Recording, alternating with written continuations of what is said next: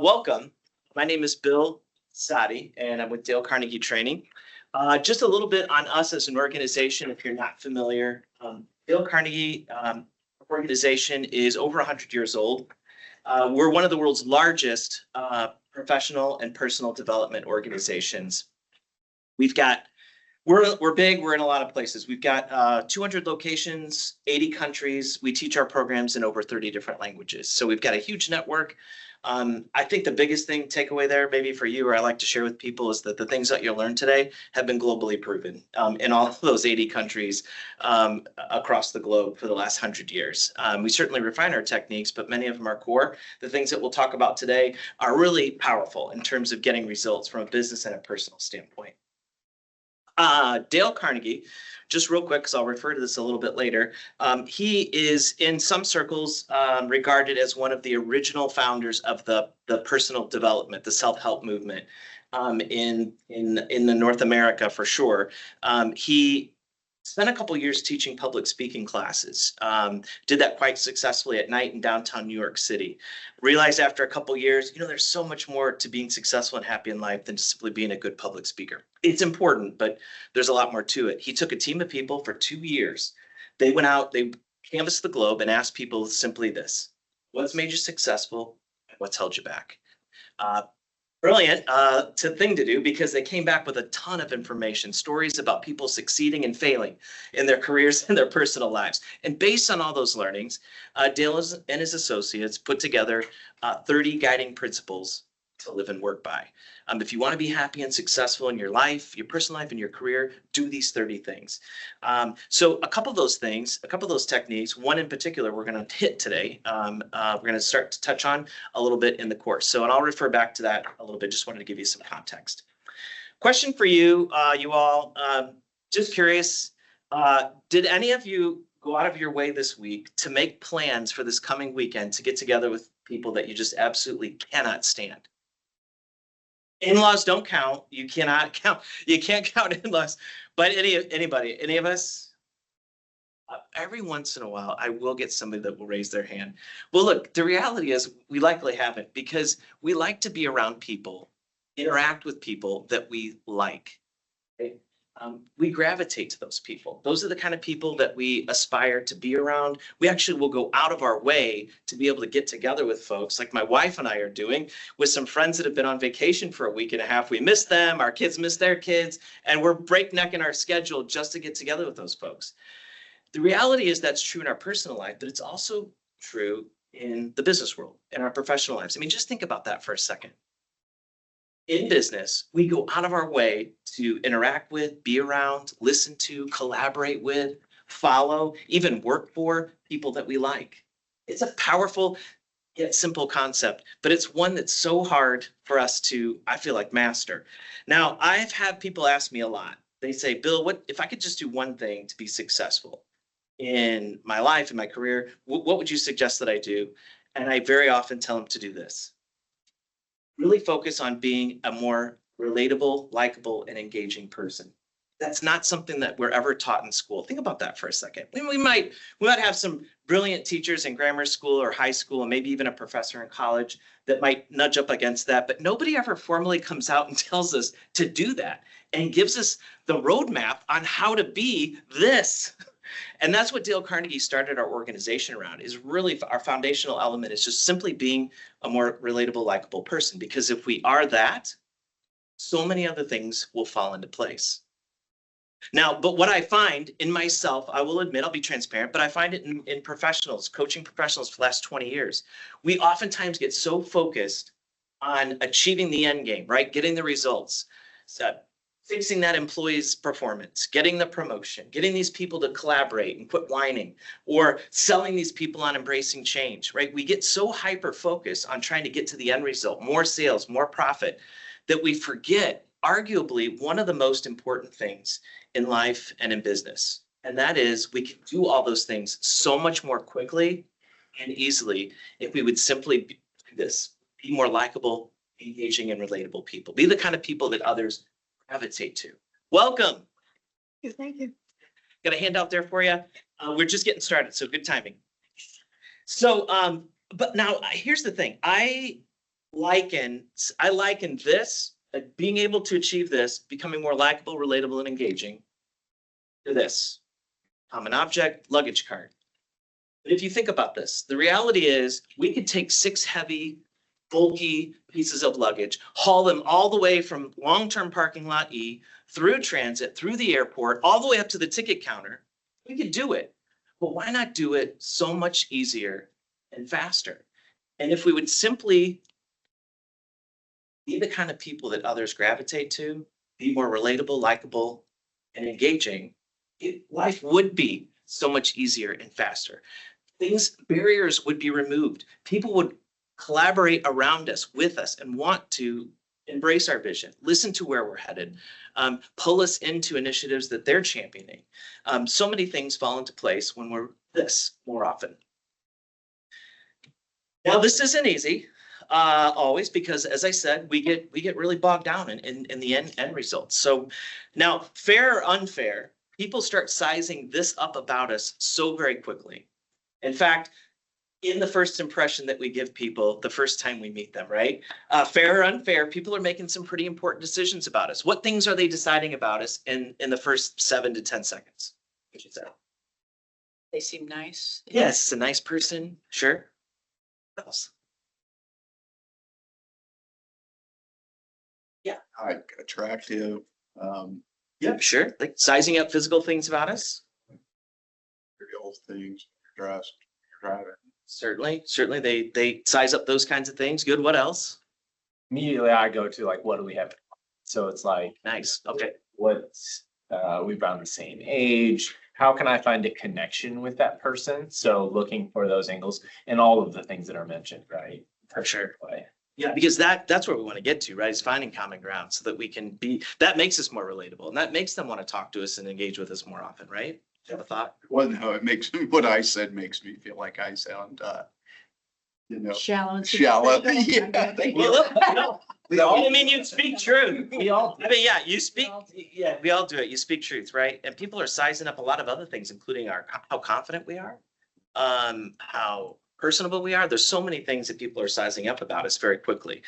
But I would say that one of the most important things that we can do in building quick rapport with people is getting those first few conversations in a very engaging and likable way. Now, conversations aren't always, in my experience in coaching professionals, the easiest thing to navigate. What would you say is maybe a challenge or two that you face in conversations in terms of striking up conversation with people that you don't know, for example? What are some of the challenges? Kind of said common ground. So we may not know what kind of common ground we have. It's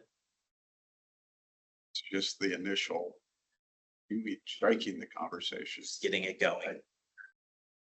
Getting some momentum starts with the There's intro. also people, I bring this back all the time, where I pick up my daughter from school and I see these people in the parking lot for a year, and I won't talk to them, but I'll like say, hey, or, and then I finally get to know somebody. I'm like, God, why did I wait so long to introduce myself to? Yeah, probably because you ended up finding some common ground with them. Yeah. Wow, I could have been talking to them about this or that Which is this whole time. just- It's like uncovering those things. Yeah. Yeah, for sure, definitely. One of the things people share with me is just knowing what to talk about, right? It can be an awkward thing, right? You get stuck, you get started, you feel like you got some good momentum, and then we get kind of stuck on our tracks and we don't know where else to go. So we have a technique in Dale Carnegie called the conversation stack. So I'd like to talk you through that and take an opportunity to practice it. So all you need to do, you can certainly take some notes if you want, but I don't think you're going to need to. You're happy to though. This is a visual stack. So it's proven that adults in particular, we learn and recall information far more often when it is exaggerated, color is involved, and action is involved. So I'm going to use those 3 elements to paint a visual stack for you. So just hang in there and work on the recall. So first object I want you to imagine is a 10-foot gold nameplate up here on the floor, 10-foot gold wide gold nameplate. Simply just says on the front, name. Right here. Can you guys visualize that? You got it? Okay, good. Now, sitting on top, very prominently on top of the 10-foot gold nameplate is a white 2-story house with pillars under an awning, and it has a red door, right? The unique color of red right there sitting on that 10-foot gold nameplate. Now, as we look closer at the 2-story house, we look at the windows and we see there's hundreds and hundreds of kids waving their arms, trying to encourage us to come over a little bit closer to the house. Okay, first object, what was it? 10-foot. 10-foot gold nameplate, excellent. On top, 2-story house, pillars, Red door. red door, good. Kids. Kids, hundreds of kids, right, hanging out the windows. Now, as if this isn't already interesting, I'm gonna make it a little more interesting. So, hang in there with me. So, shooting out of the chimney of the white 2-story house is a pink leather work glove, rawhide leather work glove, a pink leather rawhide work glove sticking out. The hand is sticking out of the chimney of this white 2-story house with the red door. Now, the glove is holding on to the nose of a 747 passenger jet, right? The jet's trying to cross over the house and the hand is just holding on to it right there, keeping it from going any further. Okay. First object. Nameplate. Nameplate. What color? Gold. Gold. Good. And it said 10-foot. Name. name. Good. 2-story house. House. Pillars, red door. Hang out the windows. Coming out of the chimney. Hand. Pink. Yeah. What's it holding on to? 747. Okay, 2 more objects. Hang in there with me. We got 2 more. So screwed into the back of the 747 passenger jet is the handle of an old-fashioned wooden tennis racket. It has green strings. So an old-fashioned green string tennis racket, the handle is screwed into the back of the tail of the 747 passenger jet. Now, one last one. Screwed into the head of the tennis racket is a light bulb. It's yellow and it's blinking like this. Very creative, isn't it? Okay. All right. So first object. 10-foot name tag. Gold. Yeah. Says name. Good. Columns, door. What color was the door? Red. Red. Coming out of the windows. Kids. Kids. Coming out of the chimney. Pink glove. Glove. Holding a 747. With a Green string. Green strings. What handle? yellow. Like a whole flag. Get into that. Okay. Let's practice this real quick. We're oddly numbered, so I'll pair up with somebody. Why don't you and I pair up? Pair. Let's get up and get the blood flowing a little bit. Get up and first decide who woke up the earliest this morning. You or your partner. You. They better cheat. You get up 5:15. Yeah, you got up earlier. Five. I guess today I beat you. 'Cause I couldn't So whoever got up the earliest, we're gonna go a little easier on you. You're arguably a little more tired than your partner. So to give you the opportunity, I want you to give your partner, if you got up the earliest, give your partner the stack in the order that I gave it, right? Starting with the nameplate, ending with the light bulb. Then switch. Now the person's a little more rested. You're gonna start with the light bulb. And you're gonna go backwards all the way down to the nameplate. Go. So, oh, so are you giving it to me? I can give it to you, sure. So Top of that. Top of that is Authority, White House. house with pillars. There's the kids. Sticking out of the chimney. Up in my work glove. Yeah. Hold on to 747 passenger jet. Tennis racket. And this racket, Old. strings, old fashioned, yes. And screwed into the back is a light bulb. Start with the last string. Oh, the white, oh, I'm going backwards. So you're- Okay, there's the yellow light bulb blinking and it's screwed into the tennis racket, it's an old fashioned tennis racket with green light bulb. Strings, and that's connected or then to the green airplane 47. And then that's been up in the pink glove chimney of the White House with the red door. It's hanging out. We should have had that, but That's okay. and the red door. And that's 2-story and gold. Nameplate is on the bottom. Right, good job. All right, how'd it go? We did get. A You plus. good? Okay, A+ for everybody. All right, grab seats. All right, now let's break this down. This is a visual stack that if you will simply remember it, it will absolutely help you, especially when you get stuck, making good conversation with people. Obviously, so let's break down each of the objects. Obviously, the first object is the gold nameplate, right? What does that represent? We need to first almost always get the person's, right, asking for their name. We have a whole separate module on remembering people's names, but I'm going to give you, while we're on name, just a quick, my silver bullet out of that whole module. There's a lot of things you can do, but repetition is absolutely your best friend. I'm telling you. So one of the things, there's 3 places that we can repeat back people's names to them. What's the first most logical one? Nice to meet you. Nice to meet you. Hope. Right, immediately. So, because that's usually when we lose it. Because we immediately start thinking about what we look like, right? How do I look? How do I sound? Does this person like me? We start getting into all those things and we've forgotten the name. So let's go to the third place that we can naturally repeat a person's name back. Where might that be? Very end, at the very end, salutation. Yeah, so hey, it's really great talking to you today. I hope we get a chance to bump into each other again, right? So repeat the person's name back. Now, the third one or the second one is just anywhere in the middle, right? Anywhere in the middle, anywhere in conversation. You know what, Joe, my wife and I have talked about going there for, probably 3 or 4 years, but we've just never made it happen. Like based on your experience, I'm motivated to, right? So you just naturally work the person's name into conversation. Now, I had a colleague years ago that took the Dale Carnegie course, and he would come up to me at work and he'd literally repeat my name back like 20 times just to be a smart aleck, right? So that's too much repetition, but just find one natural place to repeat a person's name back. It'll absolutely help you remember their name. So I'll detach from that. We'll get back to the conversation stack. I don't know about you, but remembering names is a difficult thing. So I just wanted to give you that little bit extra there. So the house, the white 2-story house with the red door and pillars could remind us to ask the person about what?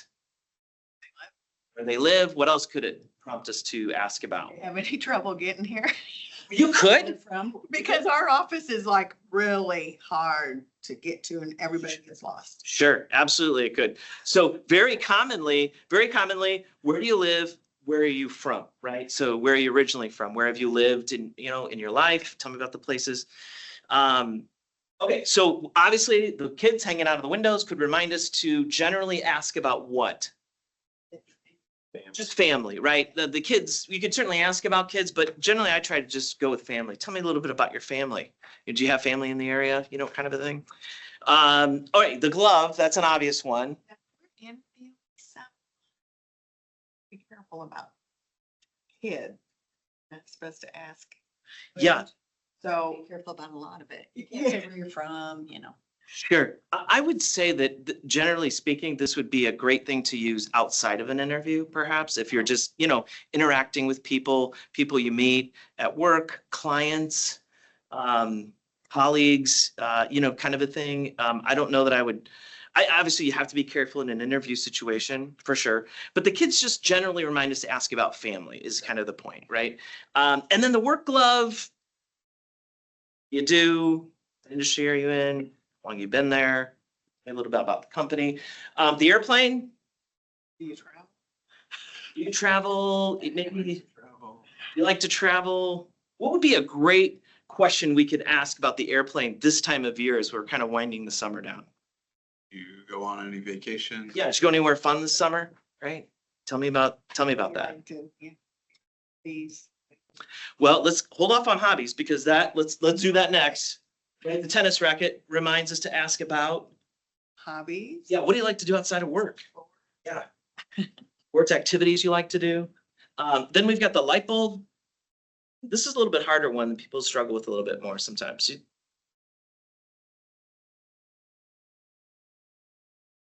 Are you a day person, night person? Well, you could. What do light bulbs figuratively represent? Iconically, Right. ideas, right? Yeah. Do you have ideas or thoughts about something?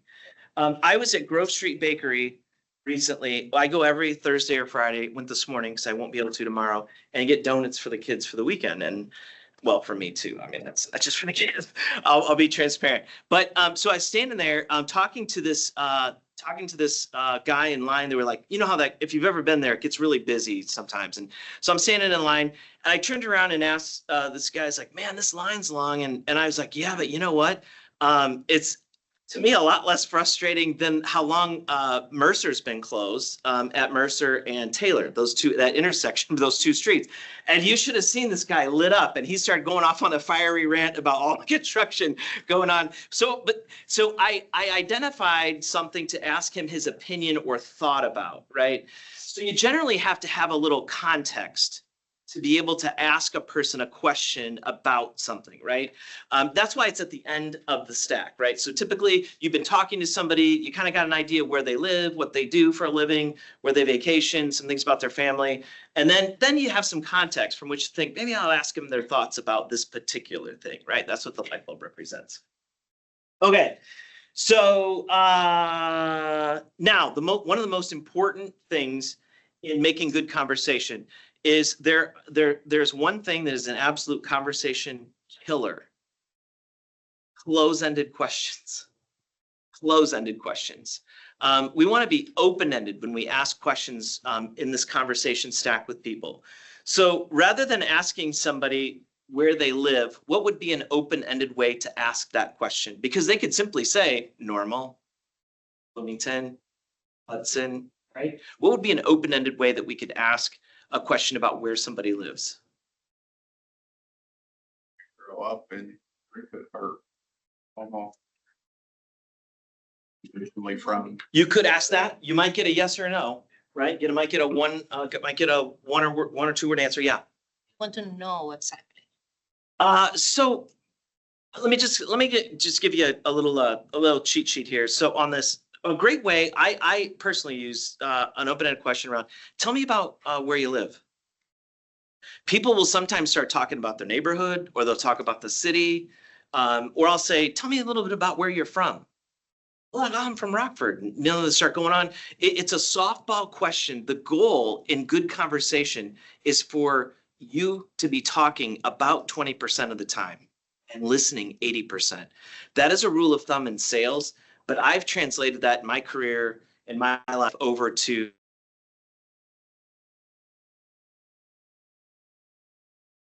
questions. Give them a softball. They'll go miles sometimes. If you only get to one or two of the items in the conversation stack because they're going so far answering one of your open-ended questions, I'd say that's a great conversation, right? So let's talk about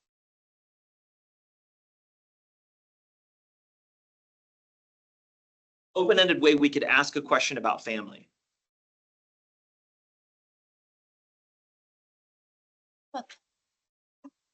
Did you just say we should start with softballs Yeah, open-ended questions, right? So and then go to open-ended questions? It feels easier that way. yes, and you could really, your open-ended questions could be softballs, right? You're really throwing up something a little easier for them to hit in that context, I suppose, right? So an easy question for them to just take and they can go anywhere they want with it, right? I would generally say, sticking to kind of that same context as the tell me about where you live, tell me about your family. Tell me a little bit about what you do for a living, your career.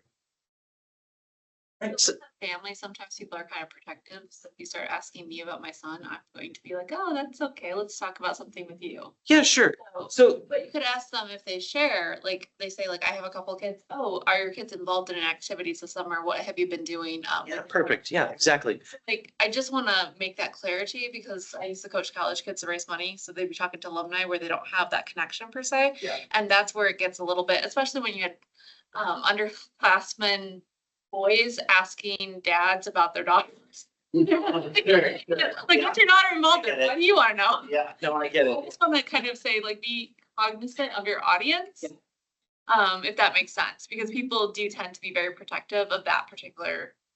For sure. But they do like to talk about it too, if you have that trust, but that may not be a softball. That may be kind of like you were saying, where ideas are later on. Sure, absolutely. You always have to read the audience, right? Yeah, the person. You're gonna tell pretty quickly if somebody's a little more closed up, right? So you might have a harder time. You might say, hey, so if I sense that, I might say, tell me about your family. Do you have family in this area? And they'll be like, no. I'm like, okay, I'm not going to talk about family anymore. I'm going to move on to something else, right? So you'd read your audience for sure in all of this. Same thing with the airplane. What would be maybe a couple open-ended questions we could ask about the travel? About the what? Sorry. Travel. The airplane. Oh, travel. Okay. Yeah. Where's somewhere cool you've traveled to? So Yeah. That could be anywhere. It doesn't have to be this summer. No time frame. Tell me about one of the. Talking about, like Exactly. they're interested in, but it's quite as personal when you're first getting to know them. For sure. Yes. Yep. I think I will start first asking, because based on what you say about the family, you have to ask first, do you like to travel? So that will tell you if that person says yes, okay, this is the path. If it says no, okay, let's try something different. Sure. Yeah. And you can use a closed-ended question to kind of edge in a little bit. But then if you do that, you immediately want to throw an open-ended one in that broadens it back out, right?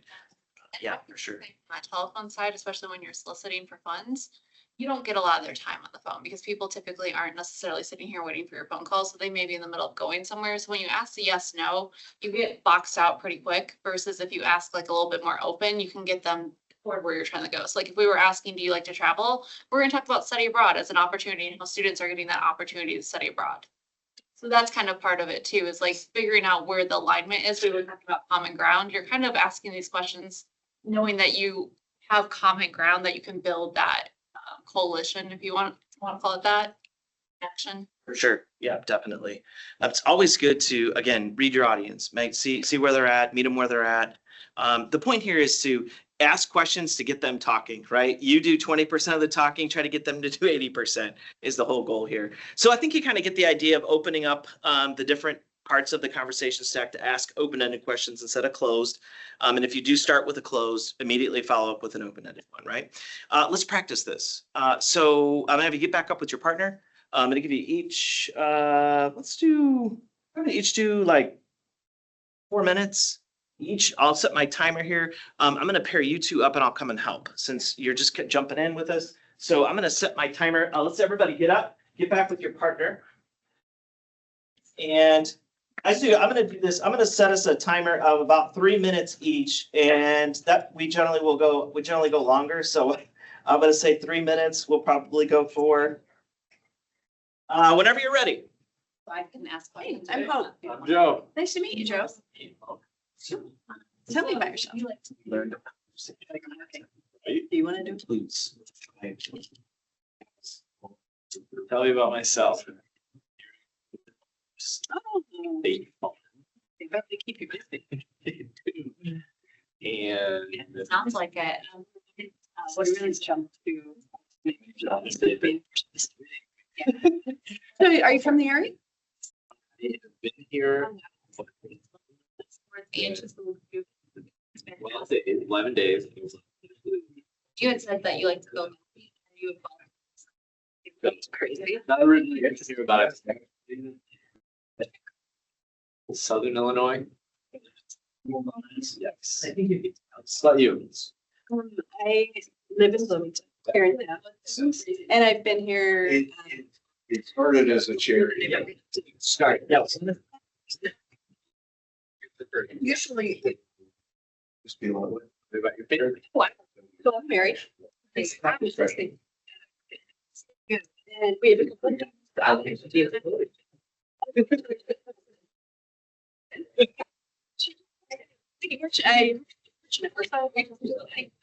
all the opportunities. Yes. Where is your favorite place to vacation? So my favorite place to vacation is probably Turks and Caicos. So my favorite place I've ever tried. It was South Africa. Yeah, mostly. I'm mostly Safari. It was amazing. That's where I'm. Cape Town, and then spent a week in Yeah. Island. The coast of be nice. Visual when you did a safari, is it like? Yeah, I work here for safety. We're not. Great question.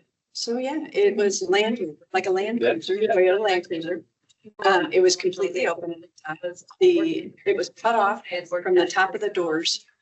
And so like no windows or anything. Yeah.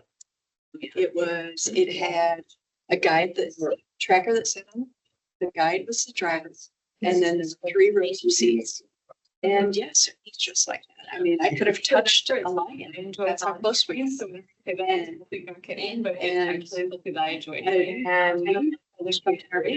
was insane. It's really a true story. I saw it running right toward me, being chased by wild dogs. I'm not. And I saw it and it was, I go, you could see its eyes because that's how close it was. My wife's about to get a hyena in her lap. This isn't gonna go well. Michigan area. And the guy started the car and I said, no, it's up in the car because he thought that it had. And so right there next to me was a hyena under the car and wild dogs nipping at it. There I could touch and I was just like, oh my God. And then eventually the wild dogs walked away, as they do. They get like and they go off somewhere. And the hyena came in and looked me straight in the eyes and it hissed at me. No. Like, thanks a lot. So that's extreme activity. What in vacation, what do you say? Common. Oh, sure. So like the first 2 years, like Turks and Caicos, I spend almost the entire time. And they have which was crazy. Before. Like if was like a big breach. Big? It was, I mean, it can be, it was about 5 feet. And it was like really, it was closer than green, but it was sand that was there, it was a wall of sand and it was shimmering down. We were deathly afraid of shark. I could barely get her in the water. Yeah. Because of that. Hoping to get to the fifth stage. Sand, the sand kept falling and then I saw the tail and I was like, shark. And I saw the black tip and I was like, oh. It was right there. 5 feet long. And I was like, no, I cracked my pants. Of course, I just handed her the paper, so I didn't even get it. I didn't want her to see it. Yeah, She's like, why? Is there something? Yeah. Okay.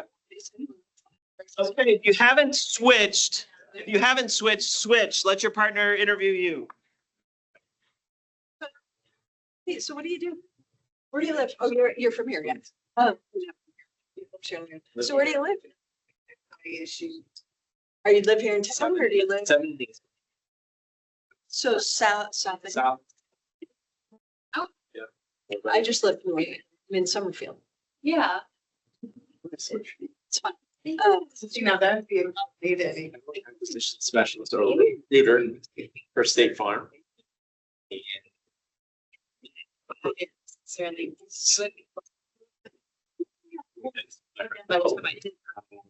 Work on Able to. acquisitions to technology. So, you know, he's That's able my to stay for, favorite. yeah. Yeah, it's a really good Yeah. people. There to help with anything that you need.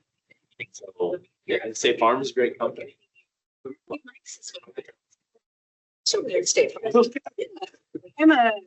I'm a director in technology. Great. Thank you for all your work you're doing. Yeah, so to get them to go. Like, really interesting to do things. So like he goes on his like as a president water stuff. Yeah, I really did. I don't know. Work on a couple. They're all of them. Enterprise technology. That was really to a lot of them and got a chance to learn more about them. College. I really like that because I love to help other people in the State Farm and share some of my knowledge. Years. And so. Year two, so I saw so much more time. I'm sure them and stay and hope that they will stay with us. Imagine this very, it's very interesting work. Are they very thankful to feel, because I'm sure there are a lot of them are over, this is such a big company. I think it's like, fulfilling. Yeah, I mean, to me, it's fulfilling to make other people. Like, so when just like all our girls are overwhelmed or like, Yeah. we like to simplify things for them in conversations and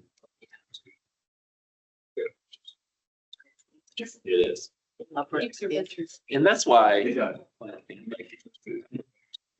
that for talking.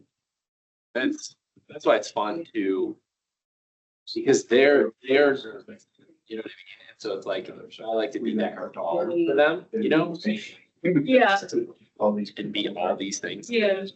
That we mentioned at the beginning and Yeah. relatable and somebody they can come to. And if that's your introduction to State Farm, You guys are all. then, Yeah. you know, Yeah. we have to love Without it. someone. So I really enjoy those types of things. Yeah. It's a big difference. Right. Huge. Yeah, exactly. Yeah. It, Okay. you can just that feeling from somebody right away. Blessed, or if it's just like I'm here to do my job. Learn a lot about it. Or nice. That's also things specifically we are kind of people. All right, let's wrap those conversations up. Sounds like we got some good practice in. First, you're like, oh, That's fine. yeah, that's right. It's fine. Well, hey, it's really nice to meet you. Maybe you hope. Really blanked on your name. Yo, yeah. Yeah, that's right. So stupid. She was your- Oh. Right. So how did it go? Can you elaborate on great? So tell me how, I did ask a close-ended question. It did go really. It's- I mean, we do a lot, I do a lot of events, so it helps, right, to help keep conversation going with someone, and you're trying to like find out more about them.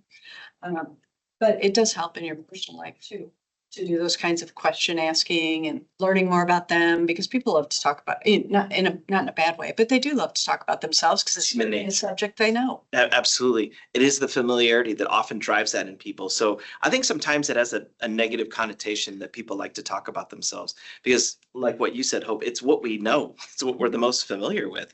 And, you know, like we like talking about things that we like to talk about, right? And that's okay. It's an okay thing. I think there's an art to being relatable in the conversation, but not overtaking the conversation. So if I am talking to you and you talk about patient, family, home, where you live, where you're from, whatever, I think you can, a lot of times you can turn that into a me thing, you know? It's like, Oh, I can you relate to that because let me tell you Yeah. about my story. Yes. So you take over. Yeah. And then that person's like, oh, this now just became about you. So I've had to learn that over the years too, in terms of like, I really have to, there's time for me stories, but I need to allow you your time, for that 80%. Totally. And that's where that rule, that filter comes in.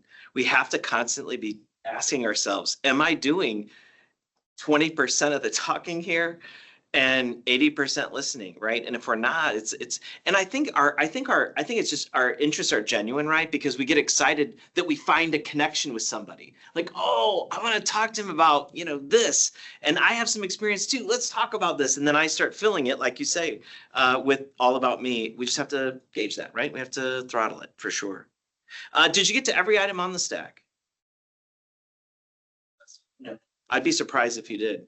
That's actually a good thing. Why is that a good thing? Conversation opened up So well, some of the earlier. yeah, for sure. That you didn't even get to the other ones. Do you have to do them in order? No. We do them in order, simply put them in that stack, that visual stack to help you remember them. Right? Sometimes I'll jump right to the job or the travel thing, especially if I'm like at an airport.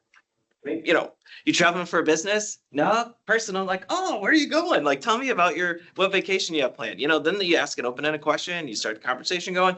You don't have to do in order for sure. They're just simply to help us remember. So this technique will absolutely help you remember things to talk to people about, to ask them questions about.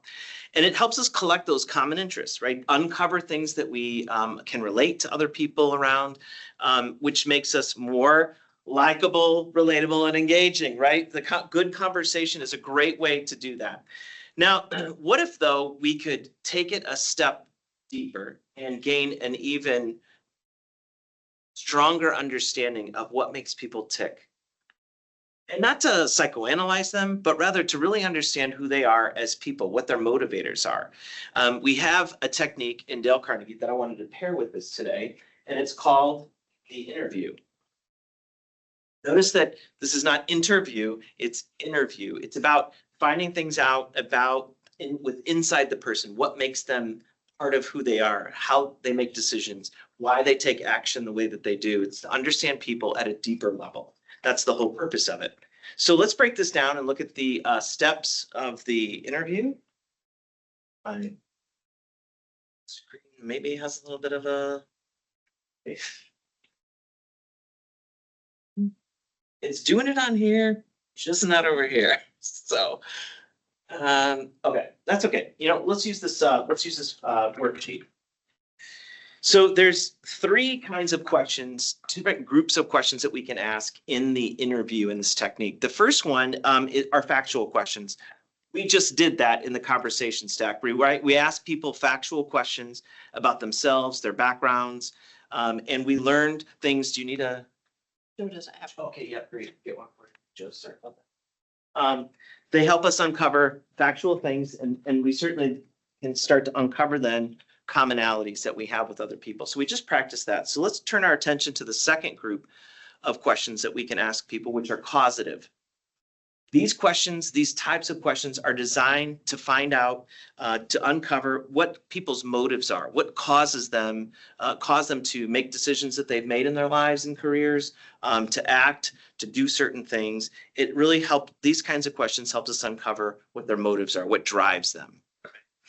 Now, the last set of questions are value-based questions. These are designed to help us understand people at a much deeper level. Really, it starts to touch on a person's value system, what they believe in, what are some underlying currents in their personal life, their morals and beliefs, the things that they feel strongly about. These kinds of questions start to uncover those types of things. Now, just a simple question here for you. If we layered in causative questions and value-based questions and got a deeper understanding of what motivates people and what they believe in, what their belief system is like, what would be the benefit of that? What would be some benefits of that? So we just did a great job of practicing the conversation stack, right? Getting off to a positive start, being more likable, relatable, and engaging. And now we're tacking on two different types of questions. One focused on really understanding what makes people tick, what drives them to make the decisions that they do. And then the second really is their underlying beliefs, right? What would be the value in knowing those types of things about people? Adding those in the mix here. It could lead to a deeper relationship with the person. Absolutely could. Totally could. Yeah. Or Not. Yeah, positive side, you get deeper with them and get to know each other a little bit better. And if you want to make that connection, they feel more connected to you, whether you even share your beliefs or not in the same moment, right? Totally. They're like, oh, this person's interested. they're really interested in me. It's the same effect on the opposite side of it. It's I'm not interested in taking this relationship further if something comes up. It certainly could. Yeah, that could be an end result, right? You could find something like, well, maybe this person isn't the most interesting for me personally, but I got to know him, right? For sure. Of those 30 principles to live and work by, principle number 3, so it's in the top 5. Number 3, arouse in others an eager want. Arouse in other people an eager want. Now, I use this on a regular basis with our kids. We have 2 boys, 7, one just turned 7, one's 5.5. They're not Irish twins, they're very close. But my poor wife. And so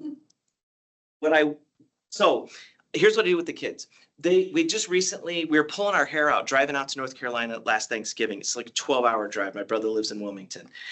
My wife is like, she's very frugal. I'm frivolous, right? So we're opposite ends. We're halfway there and she says, I need you to pull over at exit 140. And I'm like, well, we just stopped like 15 minutes ago. And she goes, I ordered 2 tablets at Walmart. We're going to pull over and pick them up because I cannot stand the questions from the kids anymore. So they have tablets now. So they have devices that we let them watch. We'll let them watch kids YouTube on there a little bit. So they're very motivated by that. So we have figured out that very simply, if in translating, stop messing around, get in the bath, get your pajamas on, let's get ready for bed more quickly. We've equated that to the boys that, you know what, the quicker you do that, the more time you get to watch the tablet, right? Before 8 o'clock, right? Which varies anywhere from 10 to 15 minutes. It works. It works for kids, but it works for adults. When we know what motivates people, we can appeal to what motivates them. And if we're genuine about that, and we ask somebody to collaborate with us, or head in a direction or embrace an idea that we're pitching, or if it's a client we're trying to sell something to, if we understand what what motivates them and connect to that genuinely, that's powerful. It's absolutely powerful. So don't underestimate the power of really finding out what drives people, because in the line of 30, Carnegie put it as number 3 because it's so important. He believed that it's so important to take an interest in others and understand what drives them. Because if we genuinely connect with that, some powerful things can happen. Now, we're going to take an opportunity to practice this. So I'm going to have you get back up with your partner in just a minute, but I'll give you a quick moment of prep time. I'd like you to, likely you've already identified something under the factual questions because you asked each other about your jobs. You might have gotten to where you went to school, where you live, those kinds of things. So maybe just go back to one of the factual things that you learned about the person and try to connect a causative question, right? And if you didn't, just grab one of these. So really the way this would look like is, tell me a little bit about your first job, right? The causative question then after that would be, well, what made you gravitate to that particular career? Like, how did you land there? Like, what's your motivator? So let's try to add a causative question to that. Then pause, just pivot, and then transition into a value-based question. And one I like to ask people a lot is, particularly people that have been out in the marketplace working for some time. I like to ask, if you could do it all over again, would you do it differently? Would you have been an engineer? Was that where you would have started? Was that your dream thing, or would you have done something different? Like get people, ask them a question that is a little more value-based. So take a moment and identify a causative question and a value-based question to ask your partner. So there are more than the ones on the sheet. These are just some primers for today's workshop. But I would just encourage you to pick one to make it easy today. Pick one under causative questions on your sheet and one value-based question that you're going to ask your partner. And we'll get up and practice that in just a moment.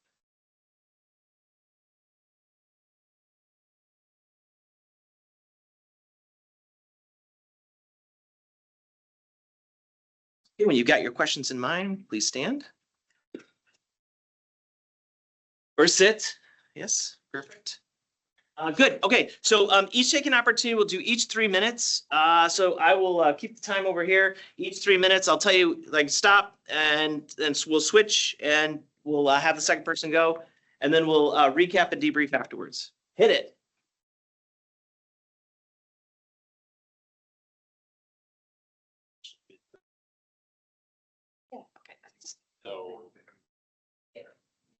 So on my education. Oh, I love You start. Tell me about how that started, that hobby. Whatever you want to talk about. That's perfect, Joe. That's perfect causative question. Yeah. the radio. But I it's too hoppy. I don't like it at all. And my brother was living at my dad's house, and they may have been living there. So, and under the table in your maintenance house, was like 19. And my brother said, "Have you heard of Dave Matthews?" He was going to somebody, and I said, "I'm like too poppy." Oh, please just listen to them. You have to listen to them. So we put on the other table, yeah, best of what's around, so excellent. And I immediately was like, I just immediately was like, yeah. So that would be- Did you decide you're gonna go down? It's gonna be- In fact, like, how did you say, I'm gonna go? See, tour. Sure. So what happened? 16, 20, 2015. When we first started, the first one's free. Deal. We would only go to 2 shows a year, so we go to a weekend. Sarah and I first got together. We go to a weekend shows, and before that, I'd only ever done. Yes. And so then we would do a weekend shows, and they respond. So, well, they always play outside or Chicago. We play Indy. We should check out Indy sometimes. So then those two look at movies. And then we started to say, it'd be fun if we could travel for a weekend to one and go to someplace different, and then make stuff with it. So we started doing that. I don't think different. So don't necessarily see it as anything. So just started to escalate from there, and then they started doing trips. So we started doing. And you're interested in something than if it's doing sales. You So- like I've sold cell phone. I History. that's the thing. You do it all over again. I screwed around so much in school. I would have started working. Like I would have gotten my degree in 4 years, like I should have. Yeah. I would rather like a all car or like I would have. Yeah. But I think it's just one. I think the Instead, I skill set is pretty steady. traveled, which was great and great experience meeting different people. My students I did for students, so I Different jobs you on campus, so you could be. Yeah. And not necessarily. So Jerry, you mentioned you were at state. Because that's why people explain to them that like what you're doing, shit, but everything is being translated and. You get out.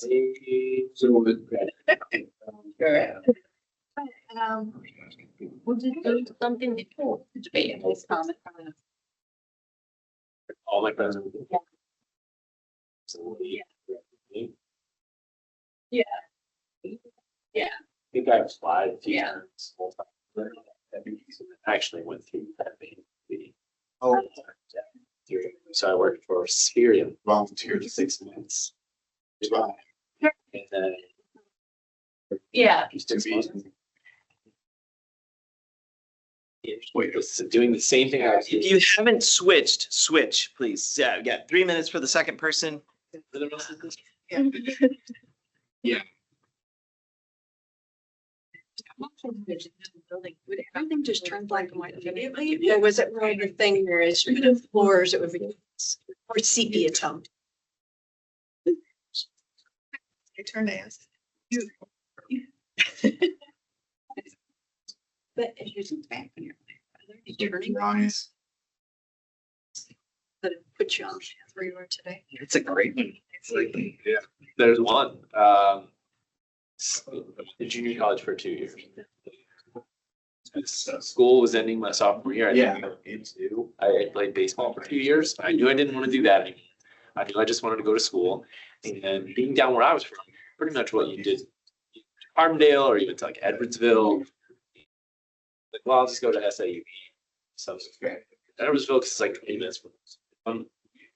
And my buddy, this is a true story. Buddy called me. He was at ICE. He was in his 4th year. He was going to need a 5th year to finish, and all of his friends were leaving. So he called me and said, "I need you to go to ISU to be my roommate." Wow. That is the only reason that I came up here. I had no thought of it. And then he got me a job, Schnucks at the grocery store, which is where I met my wife. Oh my. So everything I have is because of that. That led me to do everything that I have. If he had not called me, if he had another friend that was going to stay another year, not be here. No way. That's so cool. I know. It's powerful. Yeah. Working here will change you. 7. And then when you meet people in your entire life. It's only going to be. I think at State Farm, I think the power of savings of. My- But yeah, nothing against. Yeah, and I'll give you. Communicate that. Supervisor and like, she used to be a director. Yeah.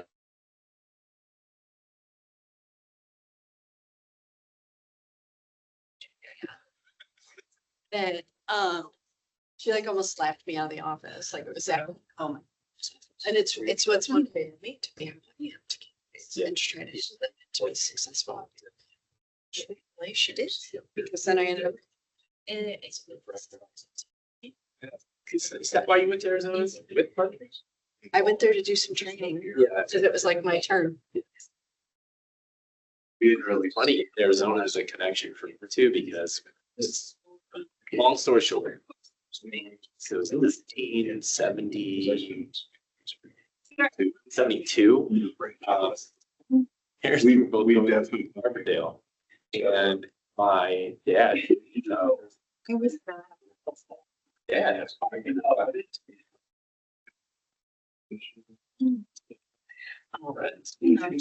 It's really. It's great. Everything else, radio saying, hey, maybe. Yeah. There's the answers there. You say you're gonna do. There's no. So yeah, it's. At all. They're down to under. Since. You meet each other. Go right back. Yeah, it's. So it's just the friend dad. All right, work on wrapping up those conversations. You know, That's a hard thing to do. Yeah, I mean, Yeah. you're good. It's- It's good. And I mean, I was, yeah, yeah, felt for your days. No, I. actually like they do. would be very. So like, Oh, like 30. And she was one. yeah. Same, it's kind of similar to me. I was. Yeah. She went to Right. a game right after that. How did it go?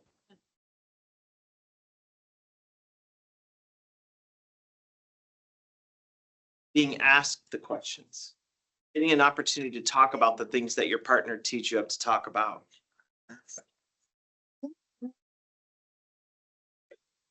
Like it's one of those things too, though, where it feels good, but a little nervous, right? Like, am I gonna overshare? Do they care? Yeah. You know, and honestly, a lot of this, I think, what it comes down to is feeling safe. You know, like, and that's what you're judging out of that person right away, right? Is this a safe environment to, and how much do I share? Right, like.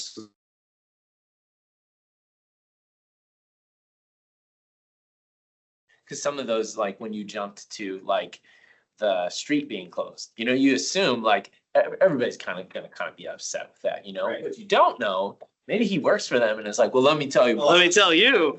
Oh my God, why is it taking so long? Exactly. I feel like it's a safe. Yeah, environment, for sure. so that's all. Yeah, definitely. And I think one other thing I wanted to make sure to mention to you. So we typically don't teach these two together, right? So conversation stack is typically for those first conversations that you have, those first few conversations that you have with people to get to know things about them. You can use the interview in a really good conversation. So if you're that far and you really have an opportunity, use those interview questions. But interview questions can also be just separately used with colleagues maybe that we've known for a while and we just really wanted to get to know more about them, what motivates them, what their desires are. So they can be paired, but they don't have to be. I just wanted to make that point to you. I think, Joe, it was you that said, you know, we like talking about the things about us, right? Give people the opportunity to talk about themselves and asking these deeper questions, taking a deeper interest in them makes them feel good. Dale Carnegie's 9th principle to live and work by: make the other person feel important and do it sincerely. Now, we have one of the principles, number 2, is appreciate others, right? So recognition and appreciation certainly make people feel good about themselves. But making people feel important, asking them things about themselves makes them feel important because you're taking the time to ask them about themselves. their opinions, thoughts, ideas. Took me a long time. I've been teaching Dale Carnegie courses since 2000. And I finally figured out the power of principle number 9. It's about making people center stage, making them important, feel important, because we're asking things about them, asking their opinions on things. I'll just give you the quick cheat sheet on this particular principle number 9. If you want to make people feel important, ask them things about themselves. Ask them for their opinion about something. Let them help you with something. Think about that. When people have asked you a simple question, even, hey, can you help me with directions to the Culvers here over in this part of town? I can't find it. And we give them the directions. It feels good to know that we've helped somebody else. It's a human, it's just how we're wired. So when we give other people the chance to help us, it makes them feel important.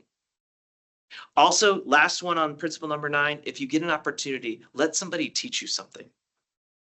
Even if it's something that you have a lot of knowledge about, let them teach you their perspective about something.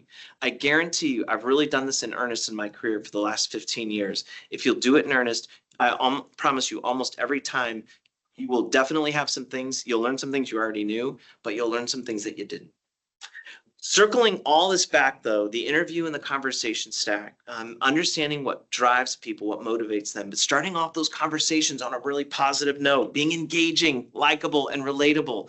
People will gravitate to us, and it'll be so much easier to get their collaboration, to get them to listen to us, to get them to consider our thoughts and ideas, and the list goes on, as we talked about at the beginning of the session today. Use these techniques, they absolutely work. They'll remove barriers for you, help you get things done faster and easier, just like lugging those 6 suitcases all the way through the airport and up to the ticket counter. Guys, I really enjoyed the session today. It was fantastic. I will tell you, I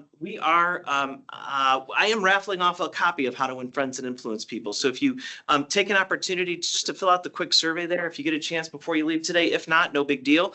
But if you fill out a survey, it'll give me an opportunity to put you in the raffle. We're a small group.